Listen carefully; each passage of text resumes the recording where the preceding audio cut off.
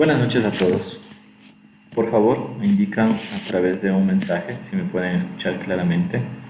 Además, vamos a esperar unos 2 minutitos a que los participantes se vayan conectando. Cuando tengamos un número adecuado, empezaríamos el entrenamiento. Buenas noches a todos. Por favor, me indican a través de un mensaje si me pueden escuchar claramente. Vamos a esperar unos 2 minutitos que se conecten el resto de participantes. Al tener un número aceptable de conectados, empezaríamos el entrenamiento.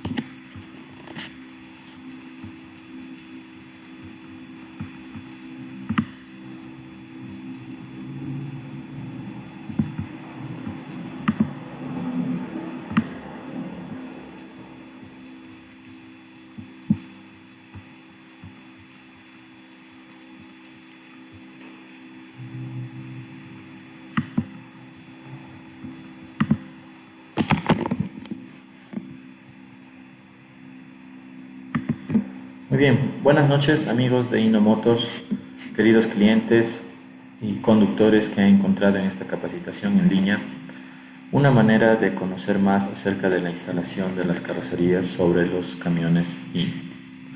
El día de hoy les damos la bienvenida a este entrenamiento virtual, además que abrimos nuestras líneas virtuales para atender sus dudas acerca del producto, acerca del tema que vamos a tratar, que vamos a ir contestando sus preguntas a través de la mensajería y a través del video en vivo también. Agradecemos su presencia. Algunas indicaciones importantes: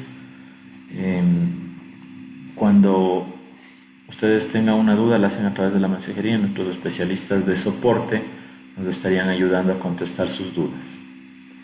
Para los que no me conocen, bueno, mi nombre es Cristian Paredes, soy el instructor de servicio para camiones Inno de la región norte del país para Grupo Mavesa.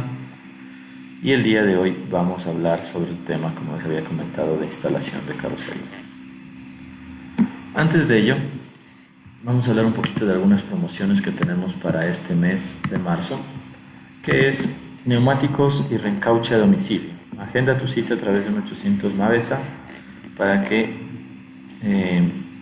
nuestro personal, ¿no es cierto?, de la parte de Marangoni pueda recoger sus neumáticos para reencauche, o ya bien sea entregar sus neumáticos directamente a domicilio, ¿sí? Entonces este es un beneficio que estamos promocionando para este mes. Tenemos el Dutro 616. Este es un modelo que tiene una capacidad de carga aproximada de 6.500 kilogramos de peso bruto vehicular homologado. Es de la serie 300 y tenemos disponibilidad inmediata, ¿no?, con crédito directo, con una entrada desde el 25% a 60 meses plazo. De igual manera, con el Dutro 816, un camión para un peso bruto vehicular de 7.500 kilogramos y de una carga más o menos de 5 toneladas, con crédito directo, con una entrada desde el 25% a 60 meses plazo, con disponibilidad inmediata. Personaliza tu color de vehículo, ¿no?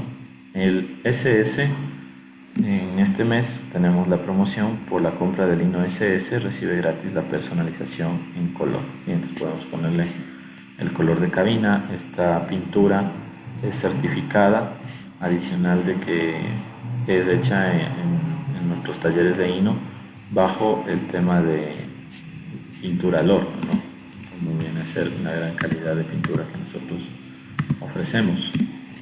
Disponibilidad inmediata para lo que es el modelo GH8J M7A, tanto para lo que es volqueta como carga, 100% aire, sus frenos, full equipo el producto.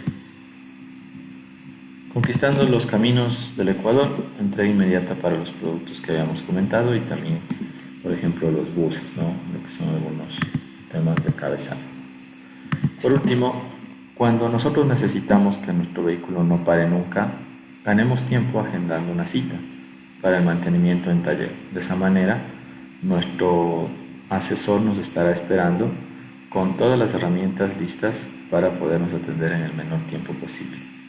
Por favor, contactémonos al 1-800 Movesa 628-372 para los talleres especializados de Hino, que en total tenemos 14 a nivel nacional.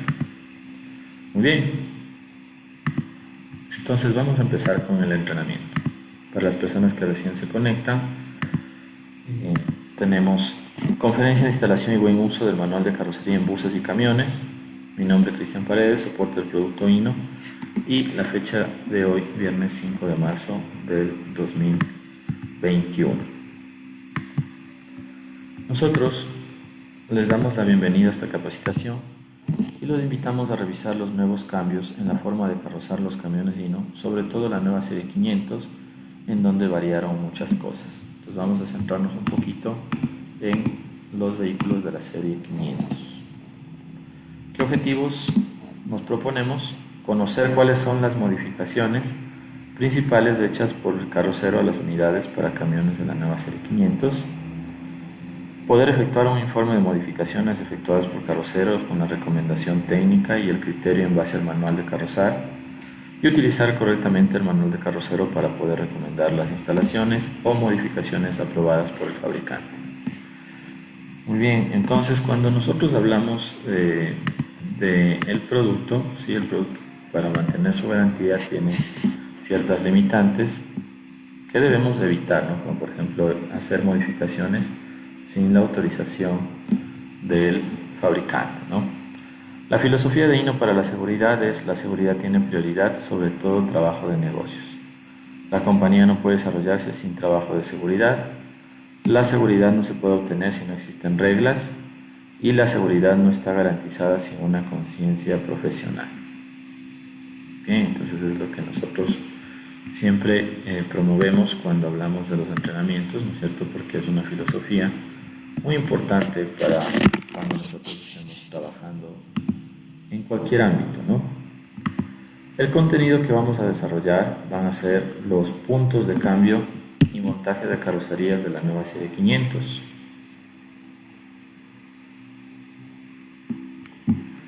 Las precauciones durante el montaje de carrocería. Entonces vamos a ver dos módulos principales, ¿no?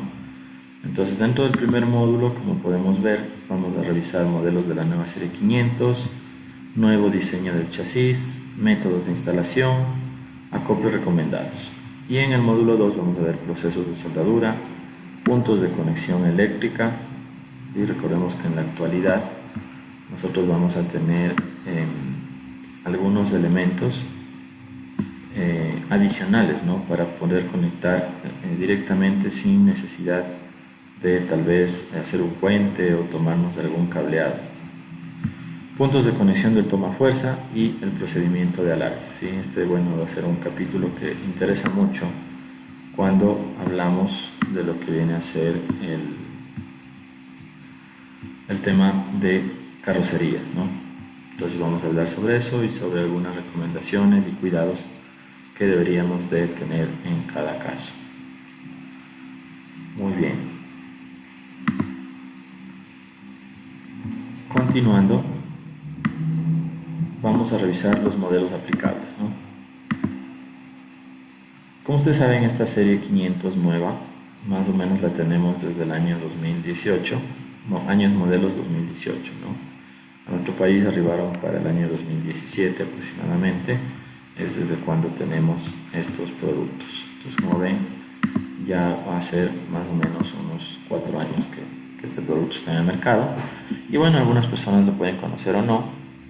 Idealmente, recuerden, existió un cambio en el facelift de la cabina, pero adicional a esto también, en primer lugar, generó muchos más modelos en comparación a las series anteriores, ¿sí? Hizo que este vehículo tenga una visión un poco más futurista, que tenga un neolinero separado, que tenga una cabina semiflotante, que tenga un asiento con suspensión de aire para que sea mucho más cómodo el viaje, ¿sí? ¿Qué modelos vamos a tener en la serie 500 nueva? O sea, relativamente. vamos a tener los modelos GH8J volqueta, que vemos aquí, el primer modelo, el F7D. En la tabla podemos verificar el peso bruto vehicular, el tipo de tracción, el motor, la distancia entre ejes W, V, ¿no es cierto? Wheelbase, la aplicación, ¿no es cierto? Si es de volteo, si es camión, si es un tracto camión o un mixer, el tamaño del motor o la potencia del motor y el tipo de transmisión manual. Entonces, como ven, las volquetas, la volqueta GH y el camión GH son de 18 toneladas en tracción 4x2 con motor J08E, y obviamente el vehículo para carga es de 5,080 metros de distancia entre ejes, y el de volqueta es de 3,73 metros. Motor es 280 y caja de 9 velocidades Hino M009DD Direct Drive. El siguiente modelo que vamos a tener es el SG2P FG7B. ¿Sí? Este es un modelo para 40 toneladas de peso vehicular combinado. En este caso nos quedan 33 toneladas de arrastre, ¿no? Con 4x2 la tracción, con un motor potente, un P11C, con una distancia entre ejes de 3630, que es un tracto camión con motor 350 HP. ¿Sí? Normalmente en la puertita aquí encontramos el 1835, ¿no? Entonces este va a ser conocido como el 1835. Tenemos los modelos de FM8 que van a ser los 2628, en nuestro caso modelos en 6x4 con motor J08 y potencia de 280. De igual manera la distancia entre ejes varía uno contra otro dependiendo de la aplicación. Si es de volteo, 3,58 metros, si es un camión de carga, 4,63 metros, con la caja de 9 velocidades M009D, que es la misma que ocupa el GH, ¿no? Entonces, muy similares los productos. ¿Cuál es la diferencia entre los tres GHs? ¿Están en Ecuador los tres? Gracias, Snider Pinargote, por tu pregunta. Sí, los tres existen, ¿no? La diferencia entre el volqueta y carga obviamente va a ser el tipo de cabina. En un caso el de volqueta viene con una cabina con un bumper negro y por lo general la traen pintada de color naranja, ¿no? El camión obviamente viene con una cabina con un bumper blanco, que es un poco más baja porque es un vehículo que en teoría debería trabajar solo dentro de carretera. Y por último, el otro GH que vemos aquí, RG3, es uno que trae una transmisión automática, ¿no? En nuestro caso existe, sí, hay algunos vehículos que están trabajando con este tipo de caja, con este motor J08, y que también sí han llegado a nuestro mantenimiento, ¿no? Ha llegado a nuestros talleres, por ejemplo, de Puerto Viejo, ¿sí? Entonces, tengamos en cuenta que sí, la diferencia principal va a ser la distancia entre ejes, ¿no? Entre el de volqueta y carga, y entre los dos de carga, el uno va a ser de transmisión manual y el otro de transmisión automática. El de transmisión automática es de un poquito potencia más baja, de 260, en comparación del modelo de 280. Tenemos también, continuando, 3FM2, ¿no? Estas 3FM2 van a ser 6x4 de 28 toneladas, aunque recuerden que nosotros podemos homologar hasta 27, ¿no? Entonces de 27, motor P11, potencia 350. De igual manera la diferencia va a ser la aplicación. Si es de volqueta, va a ser como el que vemos en la imagen, ¿no? Un bumper negro y 3 paneles en la parte delantera. Si es mixer, va a ser de igual manera, del mismo tipo. En el caso del mixer es un blanco, en el caso de la volqueta igual viene pintado desde la ensambladora en Colombia de color naranja, y el camión tendría un bumper un poco más largo y 4 paneles en el frente, ¿sí? Los paneles es donde está el símbolo de Hino, las líneas que van hacia abajo, con una caja M009 OD, Overdrive. Entonces, como ven, la única diferencia igual en cajas va a ser que en un caso la caja, la última marcha va a ser directa, y en el caso de las otras cajas la última marcha va a ser una que me ayude a multiplicar la velocidad de mi vehículo. ¿Ok?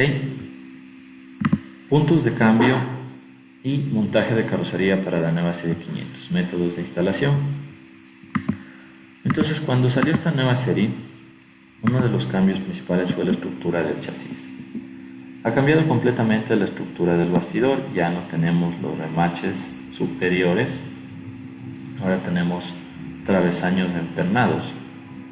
Esto hace que también el bastidor tienda a tener mucha más flexibilidad y acomodarse de mejor manera a la carretera, ¿sí? Entonces, no es como un bastidor rígido que su caja está fija y que no podemos prácticamente, por así decirlo, flexionarlo, ¿no? Porque está con los remaches superiores, está cerrado como una caja. En cambio aquí es como dos parantes con uniones. Como podemos ver, existe una gran cantidad de perforaciones. Esto es para mejorar la instalación de las carrocerías, ¿no? Los orificios adicional están perforados, ya vamos a ver, a la misma dimensión, y en las secciones donde necesitamos que el chasis sea más reforzado, como por ejemplo donde va la suspensión, donde va la cabina, esto viene con refuerzos internos, ¿no? El bastidor tiene un refuerzo interno. El modelo anterior era un modelo de tipo chasis recto de 870 para esta aplicación. El nuevo modelo, que viene a ser la nueva 500, viene a ser con un bastidor abierto que me permite acomodar de mejor manera los componentes del tren motriz, ¿no? Estamos hablando de lo que son caja y de lo que es motor. Okay. Tenemos muchos más edificios para sujeción, entonces aquí no hay ese problema de que quiero instalar un tanquecito de agua o una caja de herramientas y no tengo la posibilidad o no encuentro dónde instalarlo, ¿sí? Bien, la estructura sin remache arriba del chasis, entonces ya no hay remaches, entonces ya vamos a ver que la especificación me pregunta o me indica si o el porqué, ¿no es cierto?, de que no tenga este remache, hace que no necesitemos un separador. Entonces, mayor capacidad, mejora la capacidad de instalación de la carrocería. Los orificios de sujeción, no se requiere perforación en el bastidor, y la reducción de chasis detrás de la posición de la cabina, de acuerdo a la figura siguiente. Muchas veces me han preguntado cuál es esta dimensión de la variación de la cabina, ¿no? Son aproximadamente de la variación del chasis, ¿no? Entre donde está cerrado versus donde está abierto, es de aproximadamente 60 centímetros, es ese espacio donde se tuerce el bastidor y nosotros mejoramos, ¿no es cierto?, o hacemos una curva en el bastidor, en una cantidad de 60 centímetros. Continuando con la revisión del chasis, vamos a ver que este tiene un material mejorado, debido a que tiene que sufrir mayores tensiones, debido a lo que va a flexionarse más, ¿cierto?, como les comentaba. Entonces tiene que tener un material más resistente a la torsión, que va a ser un bastidor de 620 megapascales de resistencia a la flexión, con un espesor de 7 milímetros, con un ancho de brida de 80 milímetros. ¿A qué se refiere el ancho de brida? Es el ancho donde asienta el subbastidor, ¿no?, o la carrocería. Entonces esto va a ser 8 centímetros. Y las dimensiones que vemos ahí entre alto del bastidor, ¿no es cierto?, que serían 277 milímetros para el GH y 300 milímetros para la FM. Entonces la FM viene un poquito más ancha. Bueno, precauciones. Necesitamos instalar un subbastidor. ¿Qué es un subbastidor? Va a ser un alma metálica que va a ir en una sola pieza, o puede ir a una unión de piezas siempre y cuando la unión sea correcta, como vemos aquí. Si el largo de la carrocería no me permite hacer con un solo material, yo puedo hacer con dos materiales que estén con una buena soldadura en la mitad, no al filo del eje o tampoco muy cerca a la cabina, esta unión.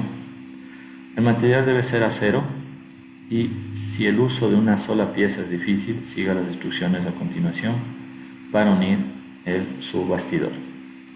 No instale espaciadores entre el bastidor y el subbastidor. Entonces aquí viene la duda, ¿no? Que a veces me dicen, pero si está metal con metal puede moverse.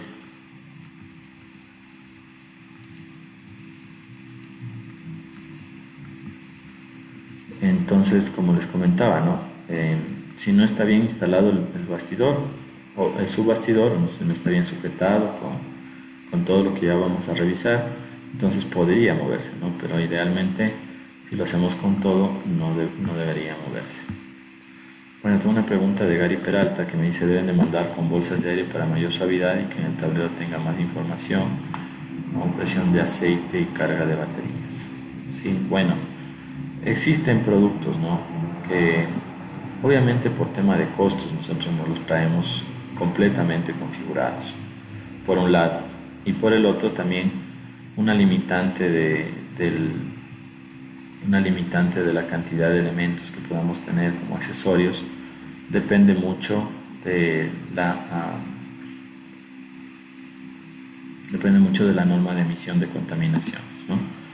Entonces, si tenemos una norma de emisión muy baja, por ejemplo Euro 2, tendríamos menos accesorios. Euro 3 ya podemos tener un poquito más de accesorios y así sucesivamente conforme a la norma de emisión. Entonces, con una norma de emisión más alta ya podemos tener un tablero más digital que podamos ver mayor cantidad de información, ¿no?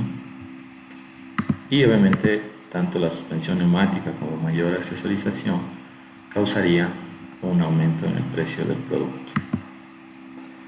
Segunda precaución, como el modelo anterior, de igual manera nos decía no corte, no taladre, no suelde el bastidor, ¿no? Entonces ahí vemos no hacer flanches o cortes o destajes, ya que esto podría debilitar el material y terminar fracturándolo, ¿no? Entonces evitarnos el tema de las soldaduras directamente sobre el bastidor.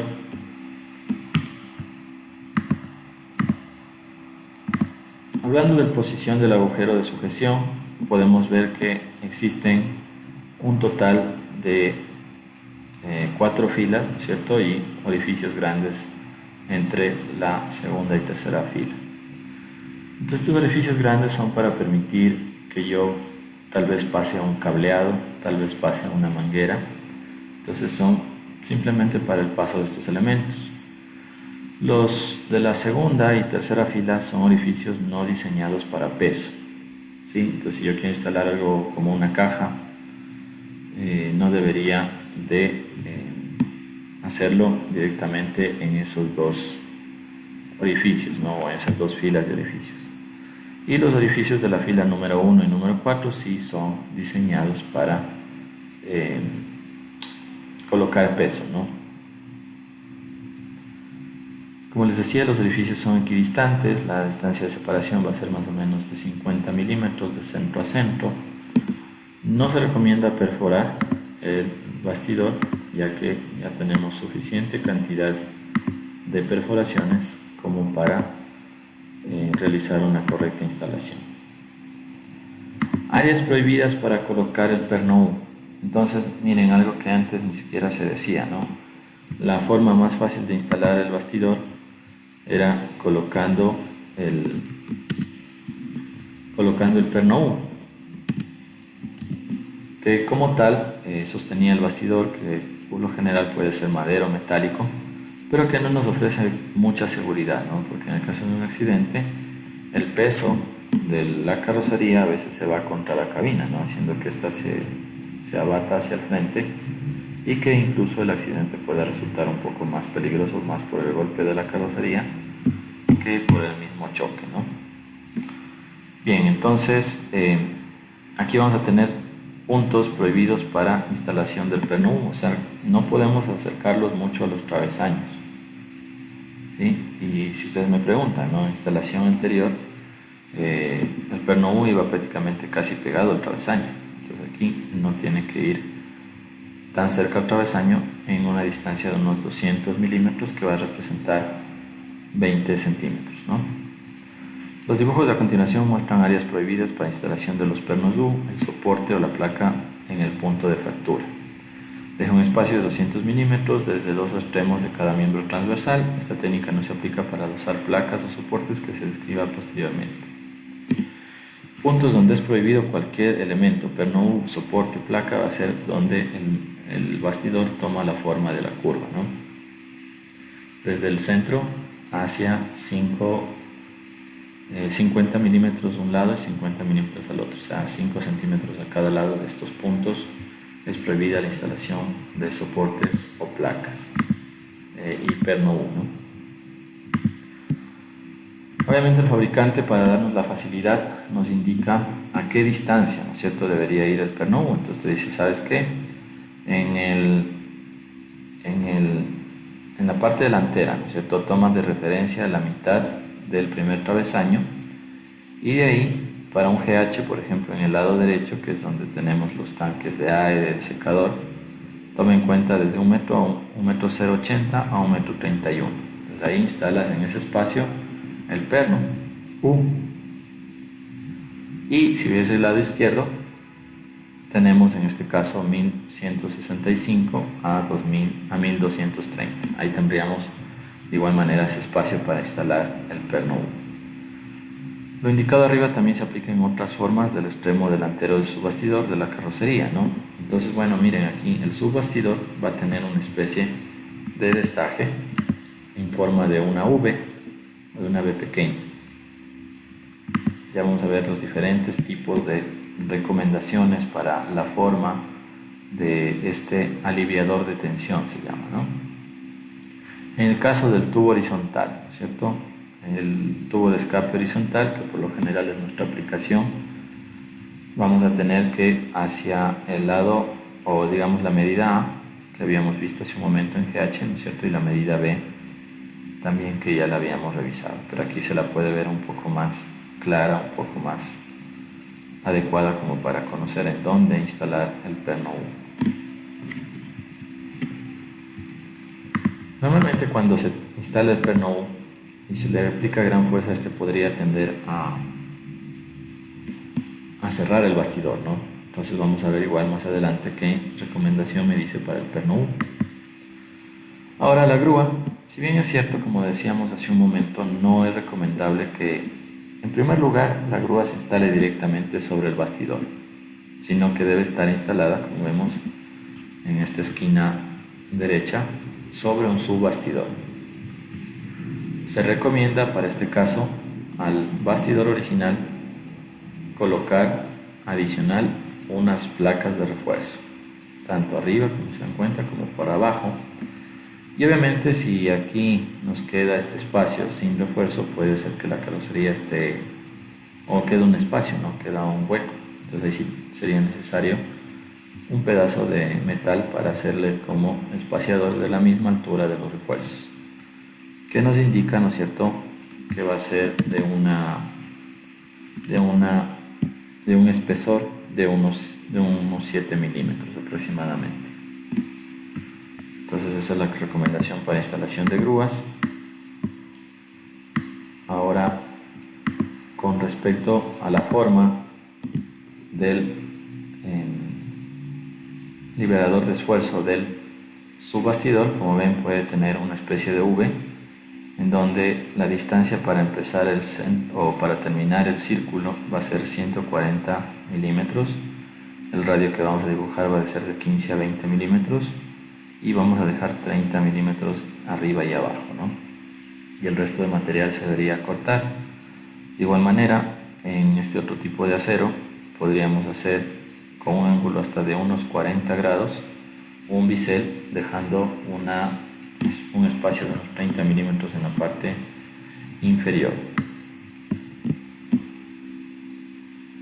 Bien, bueno, me dice: buenas noches, en caso de tener la necesidad de instalar un ralentizador magnético, ¿cómo se procede a sujetar las bases del ralentizador? No hay ningún problema, ¿no?, de poder instalar el ralentizador, siempre y cuando, como les digo, respetemos esto de colocar en los orificios de arriba y de abajo, o sea, en las primeras perforaciones y en las últimas. Ahí puedo sostener las bases de mi ralentizador y perfectamente va a trabajar en esa posición, no va a causar ningún daño al bastidor, ¿no?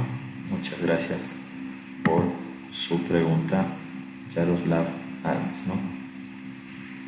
Ok, seguimos.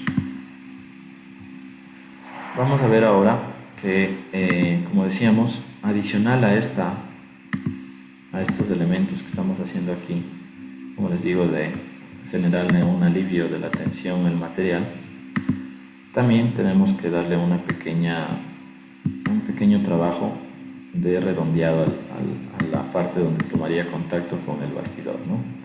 Entonces, como ven, hacemos un pequeño redondeado, nos dice un radio de unos 10 milímetros.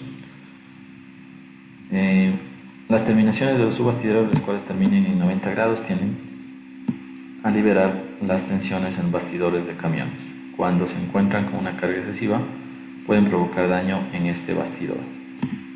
Entonces debemos evitar que el bastidor sea completamente recto el filo, ¿no? La estructura del subbastidor tiene la siguiente forma, entonces debemos ver la manera para torcer el material, ¿no? Entonces debemos torcer el material de tal manera que este quede adecuadamente siguiendo la forma del subbastidor, del bastidor original, perdón. Y es por eso entonces que aquí en este tipo de modelos se prohíbe o ya no se recomienda la madera, ¿no? Porque la madera es recta y por mucho que le pongamos tal vez otro pedacito de madera al lado que siga la forma del bastidor principal, no va a ser un solo cuerpo, ¿sí? Entonces no vamos a poder hacer un separador adecuado de madera. Entonces es por eso que nosotros ya de igual manera casi no se recomienda el uso de madera. No hay que cerrar el extremo delantero del subbastidor, tampoco cerrar si es una aplicación como de volqueta, ¿no? Coger y tapar la parte delantera con suelda, ¿no es cierto?, con un pedazo de placa, porque eso no permite que el material se estire o permita la flexión necesaria. Y si es el caso de que tenga un refuerzo o sea de un solo material, tengamos más de 600 milímetros entre la punta y donde tenemos el refuerzo.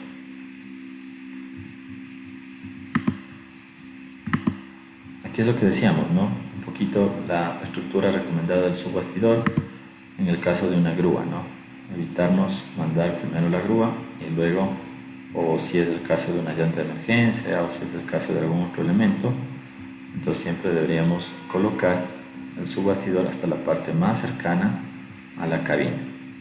Esa va a ser la recomendación más importante. El tamaño del subbastidor en ancho, en alto, varía dentro de límites bastante amplios, ¿sí? Depende mucho de la aplicación, ¿no? Si es una aplicación más robusta, tiene que ser un subbastidor de un espesor mayor, con un material más fuerte. En cambio, si es otro tipo de subbastidor, puede ser con un material más ancho, puede ser con un espesor mayor o con una forma más alta de la aplicación, ¿no? Muy bien, entonces eso es lo que vamos a tener en este tipo de recomendaciones para la dimensión del subbastidor.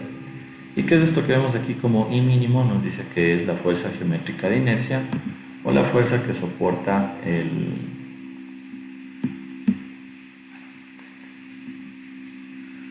Entonces es la fuerza geométrica que soporta en el caso de la aplicación prácticamente del peso como tal, ¿sí? Entonces es lo que nosotros vamos a tener aquí en lo referente al subbastidor.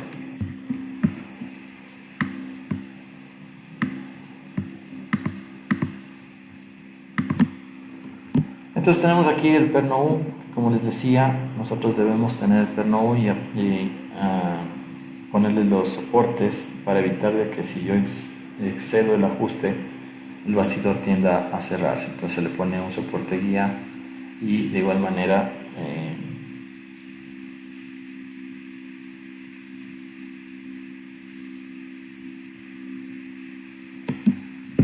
De igual manera, como les comentaba, es para evitar que se cierre el bastidor cuando nosotros estamos presionándolo con los pernos.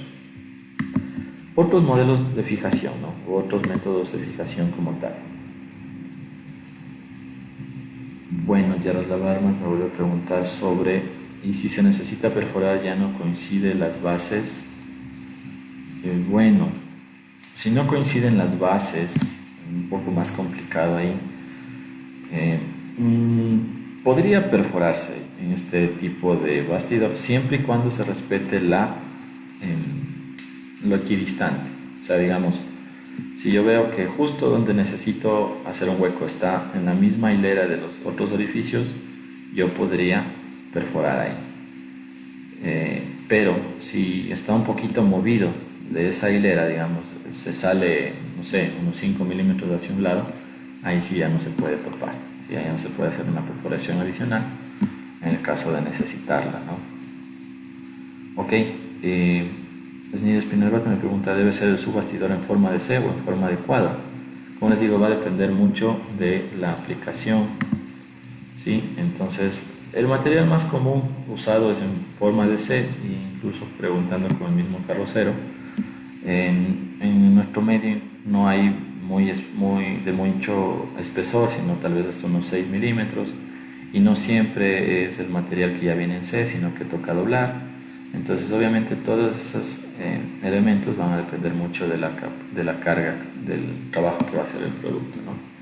Entonces, en cuadro siempre es preferible para los productos que tienen mayor trabajo, como por ejemplo puede ser una grúa, puede ser una volqueta. Si bien es cierto, aquí es más pequeño esto del momento de fuerza inercial, de la fuerza geométrica de inercia, pero es porque el espesor es bastante pequeño, ¿no? Es apenas de 4 milímetros de espesor, en comparación con el perfil en C, que es de 7 milímetros de espesor, ¿no? Entonces, como decíamos, puede variar dependiendo de la disponibilidad del material, siempre y cuando, como les digo, se respete de que si es una aplicación fuerte tenga una mayor resistencia, y si es una aplicación más ligera, de igual manera tenga una menor resistencia. Los soportes de fijación son elementos que muchas veces vienen con un resorte, son muy aplicados en lo que son volquetas. La placa de fijación en realidad es algo nuevo, no existía antes en los modelos una placa de fijación como tal, por no existir tampoco las perforaciones, nos dice que ocupan pernos milimétricos 14 o milimétrico 16, depende, ¿no? Normalmente el orificio es como para milimétrico 16. De igual manera, como ven, la instalación siempre nos recomienda que sea desde adentro hacia afuera. Bien, detalle del apriete, me dice. Eje posterior sencillo con resortes de ballestas, como por ejemplo en un GH. Alrededor de la suspensión trasera debe ser apretado por la placa. Asegura la estabilidad del vehículo y la rigidez del vehículo completo. Para evitar interferencias con la instalación de partes del chasis como la suspensión, se han determinado puntos exactos donde instalar las placas. Entonces, digamos, del centro del eje, como ven, 20 milímetros a la mitad de las placas y 1000 milímetros a la mitad de las placas. ¿Sí? Entonces vamos a tener total de unas 8 placas para la parte posterior. Entonces vamos a ver algunos ejemplos de este tipo de instalaciones. Miren, aquí vemos un ejemplo para un eje tándem, en cambio las medidas varían un poco. De igual manera, en el mismo espacio del subbastidor, del bastidor principal, nos va a indicar o va a estar marcado en algunos casos, ¿no? Incluso la medida.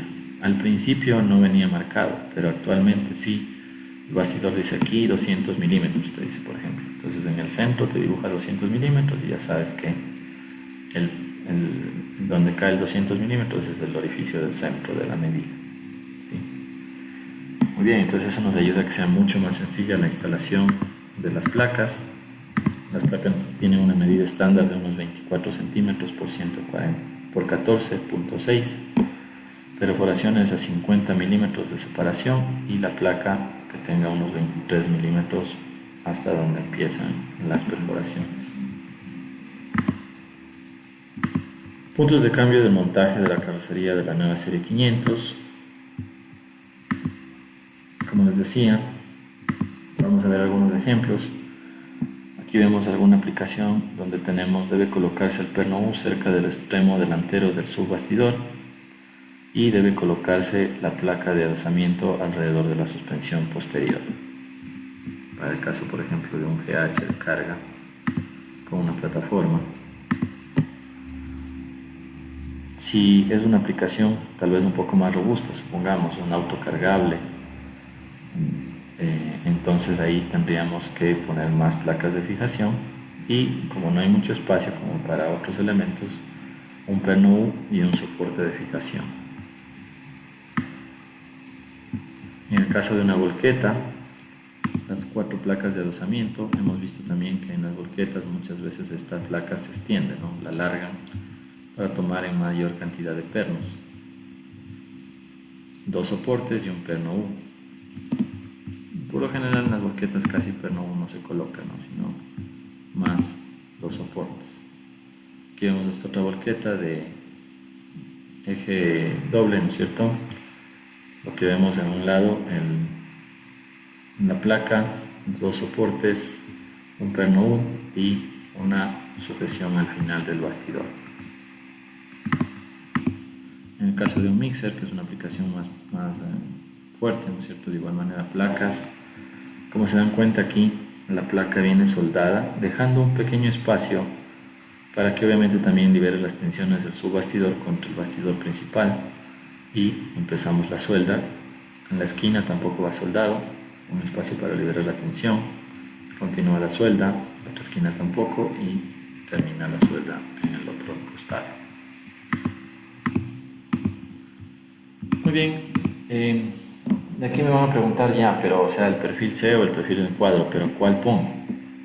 Uno adecuado, ¿no? Dependiendo del tamaño del neumático, dependiendo del alto del chasis, porque yo tampoco puedo poner un subbastidor excesivamente alto que pueda causar que el vehículo se vuelva un poco inestable, ¿no? Debido a que el centro de gravedad está muy arriba.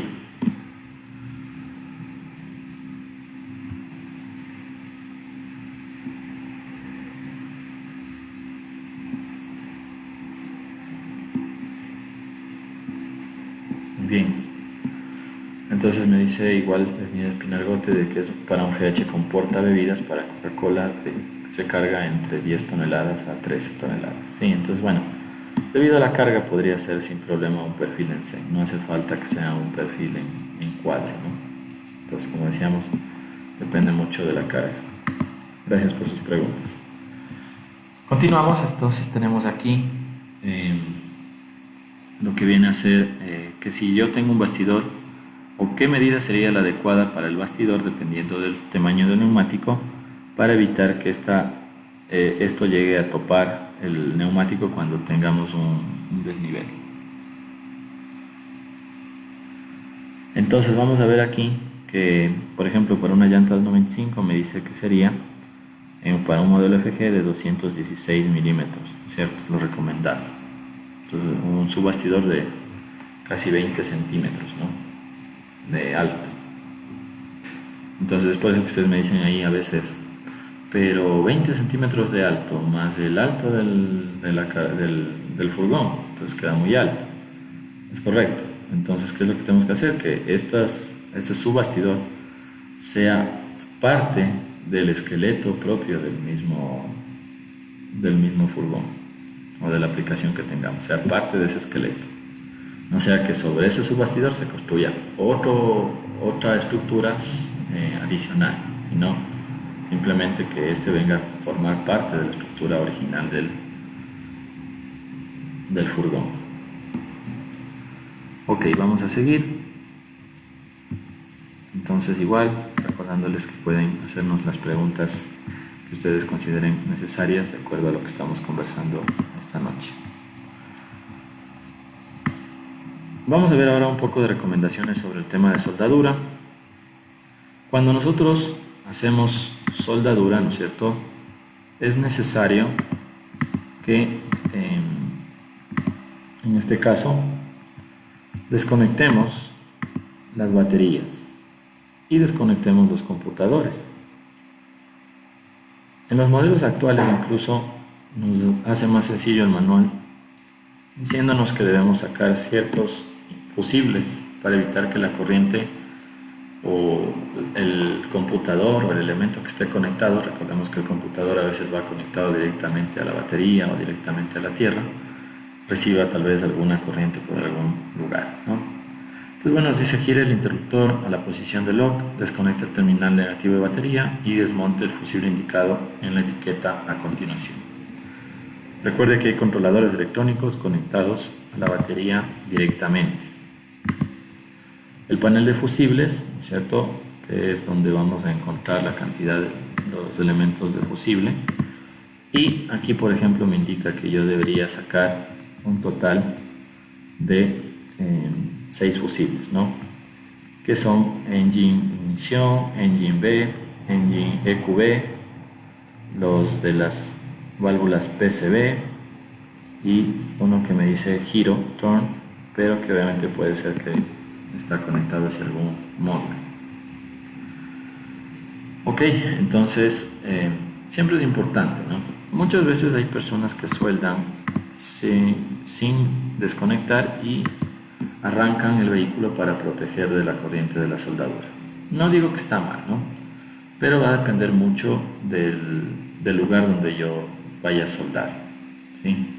Entonces es muy importante que yo haga tierra con seguridad, lo más cerca a donde voy a soldar.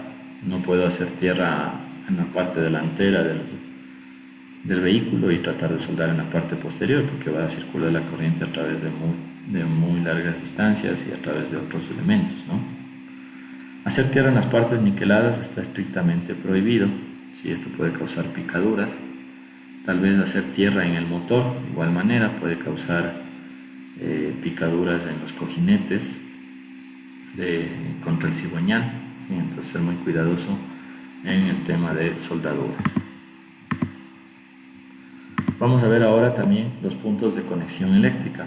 La conexión eléctrica para nuestro caso va a ser del tipo en donde yo tengo suministro de potencia, donde tengo ignición, donde tengo accesorios. O sea, son conectores adicionales de energía que ya vienen separados para evitar que nosotros lleguemos y cortemos el cable y nos hagamos un puente, ¿sí? Entonces evitar dañar el cableado original. Si usted necesita tomar energía eléctrica para la carrocería o para equipamiento desde el chasis Dino, tómela desde el conector de suministro de potencia eléctrica. ¿Dónde va a estar este conector? Va a estar ubicado dentro de la cabina, normalmente en la parte inferior de donde está el panel del aire acondicionado, radio y tacógrafo, ¿no? Pues miren, en esta parte inferior yo tengo aquí los conectores A para suministro de potencia, C como para el sensor de ralentí, tengo para un sensor de apagado, tengo para el suministro de potencia de iluminación y tierra. Entonces tengo muchos más conexiones para tomar energía y no cogerse directamente tal vez de algún cable que no sé qué circuito trabaja, ¿no? En la parte baja del chasis, muy cerca al tanque de combustible y las baterías, vamos a encontrarnos con conectores que me pueden servir para tener suministro de potencia. Entonces aquí voy a tener 24 voltios disponible para la carrocería, y en el caso de los vehículos también tienen el conector para el sensor de acelerador. Entonces en nuestros nuevos vehículos vamos a tener un sensor de acelerador que me va a permitir que cuando yo estoy conectado a una toma fuerza, por ejemplo, de un elemento como puede ser el recolector de basura, entonces yo quiero acelerar para que tenga más potencia hidráulica, entonces uso mi palanquita de aceleración. Adicional, nosotros a través de configuración del computador podemos decidir cuántas revoluciones cuando yo conecte el PTO y cuánto al máximo. Sí, o sea, no puede acelerarse tampoco hasta el tope máximo. Gary Peralta me pregunta, disculpe, ¿el chasis para bus tiene alguna modificación? Bueno, en realidad no, el chasis para bus no ha sufrido modificaciones desde hace mucho tiempo, ¿no? Desde que prácticamente salió a la venta este producto. Para tomar alimentación eléctrica de 12 voltios es importante siempre hacerlo con un convertidor de voltaje, ¿no? De ser necesario, que tal vez es un elemento de muy bajo consumo, yo podría tomarlo directamente desde una de las baterías, pero siempre a través de un fusible, ¿no? Entonces hay que tener mucho cuidado, obviamente, porque si excedemos la descarga de una sola de las baterías, vamos a producir fallas en las mismas. El toma fuerza es un elemento llamado también PTO, Power Takeoff, como quieran llamarlo. Y tenemos dos tipos, ¿no? Un tipo al motor, que va a venir en el mixer, en el FM2 mixer, y el tipo a la caja de cambios, ¿no? Que va a venir en todo lo que son volquetas. Esto es original, ¿no? Ya no viene solamente la caja con la tapita y hay que sacar la tapa y hay que ir a comprar el PTO, no. Si es que es volqueta, viene ya con la aplicación. Si obviamente es un camión, no va a venir el PTO instalado, tenemos que comprarlo y con todos los otros elementos necesarios para hacer la correcta instalación del PTO de acuerdo a lo que el fabricante, ¿no? O sea, el arnés de los cables está perfectamente preparado como para que yo pueda instalar un PTO de fábrica.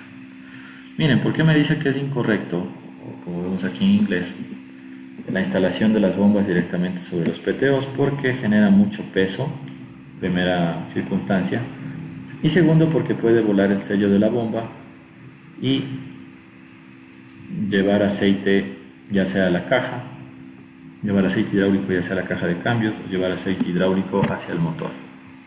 Entonces por esa razón nosotros no recomendamos la instalación de las bombas directamente sobre el PTO, sino siempre a través de un cardán y la bomba sujetada obviamente en el subbastidor, o en nuestro caso en el bastidor principal, a través de platinas o soportes que tengan que ver con el peso del producto. Muy bien, entonces eso con respecto un poco a los cuidados, y vamos a ver otras precauciones durante el montaje de la carrocería, como el procedimiento de alargue, ya para ir finalizando. ¿Qué es lo que nos dice el manual sobre los alargues? Para buses, en realidad son permitidos solo 30 centímetros, ya sea adelante o atrás, el tema de alargar el chasis, ¿no? Obviamente, si el motor tiene adelante, es un poco más complicado colocar el alargue delantero, y si el motor tiene atrás, de igual manera, ¿no? Colocar el alargue posterior es un poco más complicado. Entonces, por lo general se hablan de alargues en la parte trasera para los buses de acá, y para el bus RK puede hablarse de un alargue en la parte delantera. En realidad ya no hay muchos buses RK, no dio mucho resultado este producto, pero de todas maneras tenemos todavía en stock algunos productos, algunos buses de este tipo, ¿no? Bueno, nos dice espacio libre mínimo contra la carcasa exterior de la cabina. Deja un espacio libre de 50 milímetros entre la cabina y el cuerpo o equipo trasero. ¿Sí? Entonces, bueno, esto es para evitar que cuando se abata la cabina, esta pueda llegar a rozar. Cuando la cabina se incline, deje al menos 70 milímetros de espacio libre entre la cabina y la carrocería o el equipo trasero. ¿Sí? Muy bien. Entonces, siempre hay que tomar en cuenta que la carrocería no tiene que estar tan pegada a la cabina para permitir que ésta se doble adecuadamente. Espacio libre mínimo con la parte trasera de la cabina, como vemos ahí. Espacio libre mínimo con el puerto de entrada del aire de motor, que también debemos tener en cuenta. Y nos dice escudo de fuego. ¿Sí? ¿Qué es el escudo de fuego? Digamos que es un espacio para evitar de que el calor del motor pudiese llegar a quedarse ahí retenido. ¿Sí? Si bien es cierto, el ventilador, ¿no es cierto?, es del tipo que absorbe, o sea, absorbe el aire, lo hace pasar a través del intercooler, del radiador y del motor, y luego debe soplarlo por la parte posterior. Entonces, si la carrocería está muy pegada, nos dice que eso genera una especie de escudo de fuego o de un mantenimiento del calor interno de los elementos, ¿no? Entonces, por esa razón también debemos respetar siempre el espacio entre la cabina y el y la aplicación o la carrocería. El voladizo trasero significa la distancia entre el eje trasero hasta el extremo más posterior del vehículo, se puede decir, ¿no? La grada, si tiene una plataforma recogida, obviamente, va a ser el voladizo posterior. Y está determinada por la longitud de la distancia entre ejes, ¿sí? Entonces nos dice que para vehículos de aplicación de 2/3 de carga, ¿no es cierto?, como vans o furgones que la carga no es protuberante, la distancia del voladizo posterior puede ser hasta de 2/3 de la distancia entre ejes. O sea, yo puedo llegar al alargue de acuerdo a la distancia entre ejes. Si es el caso de otros vehículos que la carga es protuberante, entonces solamente de la mitad de la distancia entre ejes. Como dice, la longitud del extremo posterior después de la extensión no debe ser más de 1/2 de la longitud de la base de ruedas. Sin embargo, en furgonetas o carrocerías donde la carga nunca sobresaldrá más allá del extremo del cuerpo, la parte trasera puede tener hasta 2/3 de la longitud de rueda. Entonces, veamos una tablita. Si yo tengo un Inodutro City, digamos el más pequeñito, este tiene una distancia entre ejes de 2,80 metros o de 2.800 milímetros, la mitad 1.400, 2/3 1.866, el voladizo de fábrica 1.375. Entonces si yo veo 2/3 prácticamente está, un medio está prácticamente en lo que viene de fábrica, sobra apenas 25. Pero si tomo en cuenta 491, el 1866, entonces sí, de la distancia original, lo que sobresale podría ser 491 milímetros, o sea, 49 centímetros. ¿Sí? Ok, entonces así, de esa misma forma para todos los vehículos, en este caso estamos analizando los vehículos en 4x2, ¿qué pasa en 6x4? Normalmente, como vemos ahí, de igual manera, por ejemplo una FM2 tiene 5 metros 880, la mitad 2949 y los 2/3 sería 3920. Entonces, para el caso de la mitad, el bastidor original sobra 71 centímetros para un medio, y yo quisiera hacer 2/3 sobra, tendríamos que hacer un alargue de 1,70 m casi. ¿Se puede hacer un alargue tan grande? En realidad, muchas instituciones prohíben los alargues, depende de las ordenanzas municipales. Y yo puedo hacer más largo o puedo alargar siempre y cuando, al hacer el cálculo de la distribución de peso, el 20% del peso esté concentrado en el eje posterior para vehículos 6x4, o sea, para los que tienen 3 ejes, y el 30% del peso esté concentrado en el eje delantero para los vehículos en 4x2, o sea, los de 2 ejes.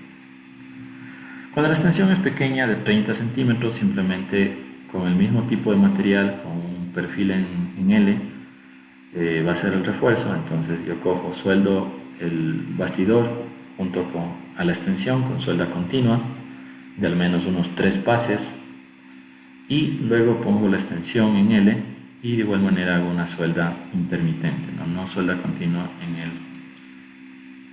en el refuerzo. Y si mi alargue es muy grande, ¿sí? Si mi alargue es muy grande, yo tendría que hacer adicional refuerzos para el miembro lateral, o también refuerzos como vemos en esta forma, de igual manera en L, ¿sí? En L, pero más largos, ¿no? ¿De qué largo? Del mismo largo del alargue. Entonces si yo voy a poner un alargue de, no sé, 90 centímetros, mi refuerzo tiene que ser de 90, y lo sueldo 45, ¿no? 45 hacia el bastidor original y 45 hacia el otro bastidor. En el caso de 500, gracias a que tenemos esa gran cantidad de perforaciones, en realidad no nos dice que tengamos que hacer una suelda al refuerzo, ¿no? Sino solamente empernar, hacer placas que tengan los orificios, y de igual manera en L, arriba abajo, y empernamos. Entonces es mucho más sencillo en el caso de un serie 500. El serie 300, obviamente, como es un modelo que todavía tiene remache superior, se recomienda el separador, ¿no? Ya sea este de madera, sea de acero, sea de caucho. Entonces, dependiendo, ¿no?, del tipo de separador, también va a depender la fuerza que se aplique sobre el bastidor original. Sí, entonces no hay que exceder, ¿no es cierto?, las limitantes de lo que viene a ser el material para estos productos. Ok, ¿qué preguntas más podemos tener en la noche de hoy?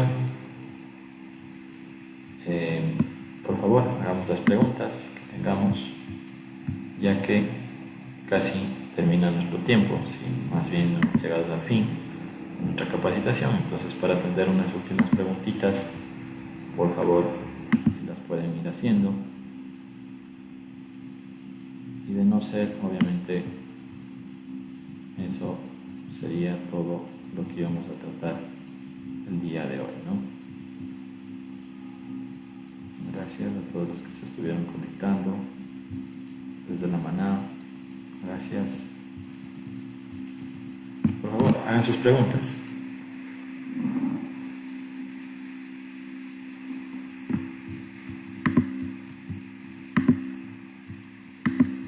Ok. Bueno, yo creo que no tienen más preguntas. De todas formas, como les decía, si tienen alguna la dejan en la mensajería y las estaremos contestando en los siguientes minutos. Nos vamos a dar unos 5 minutitos para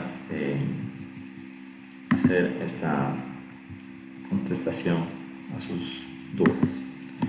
Muy bien, entonces sin más que decirles, como recomendaciones generales, siempre tengan en cuenta que el fabricante recomienda las mejores prácticas para que su producto dure más y que obviamente nuestra carrocería actualmente quede mejor instalada, ¿no? Sin más que decirles, que tengan una muy buena noche y un muy buen fin de semana. Muchas gracias.